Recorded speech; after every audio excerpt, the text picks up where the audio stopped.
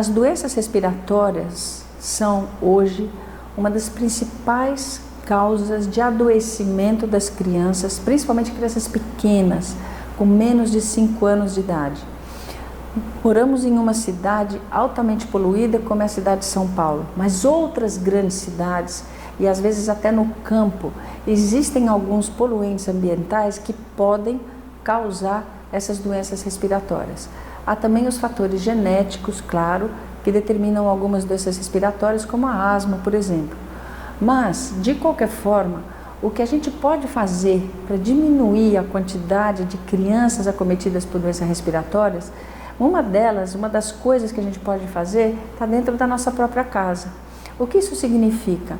Veja se a sua casa tem muita umidade, se as paredes estão úmidas, se os colchões não ficam úmidos, se eles são colocados ao sol com frequência, colchão, travesseiro, se lençóis, tudo isso está tudo bem limpinho, sem pó, se a casa não tem pó, se as casas também não têm cortinas, tapetes, bichinhos de pelúcia. Tudo isso, gente, faz aumentar muito a quantidade de pó e de umidade, e esse pó e essa umidade, às vezes, são os grandes vilões, porque são os grandes causadores das doenças respiratórias.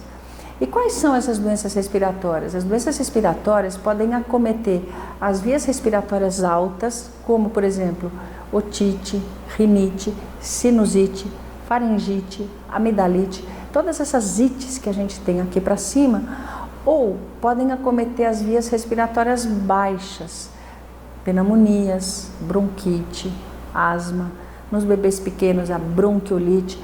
Tudo isso, todo esse conjunto, a gente chama de doenças respiratórias. Muito bem.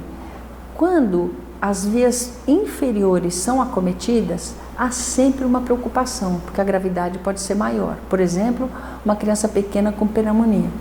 Isso realmente é um sinal de alerta. Uma criança pequena com bronquiolite, uma criança com asma. Todas essas doenças realmente merecem muito a nossa atenção. Como saber se essas doenças estão num ponto tal que devemos levar as crianças ao pronto-socorro, ou se dá para esperar um pouquinho ainda em casa para observar? Então, gente, aqui vão algumas dicas, alguns sinais de alerta para essas doenças respiratórias. Vamos ver. Primeiro, se a criança está respirando muito rápido, às vezes está com febre, respira rápido. A gente dá um antitérmico, baixa a febre, a criança continua com uma respiraçãozinha acelerada, isso é um sinal de alerta. Outro sinal de alerta, além da respiração estar acelerada, a criança está com dificuldade de respirar. Isso significa que o ar entra ou sai com dificuldade.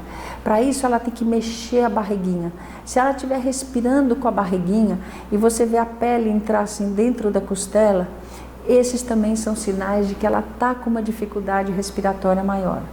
Outro sinal, se ela está roxinha, se a boca está roxinha, se a mão está roxinha, esses também são sinais de alerta para as doenças respiratórias. Tosse muito estridulosa, que parece aquela tosse de cachorro, em que a criança tem dificuldade para o ar entrar, é a dificuldade na hora que ela respira, é outro sinal de alerta. Então, as doenças respiratórias, sim, merecem nossa atenção especial. Primeira coisa, vamos cuidar do ambiente de casa, porque isso pode minimizar todos esses sintomas. E se a criança está acometida, prestar atenção no ritmo respiratório dela. Se a criança estiver respirando com dificuldade, não hesite. Vá ao pronto-socorro quanto antes, porque há medicamentos que são altamente eficazes e eficientes para diminuir toda a gravidade que uma doença respiratória pode representar para a infância.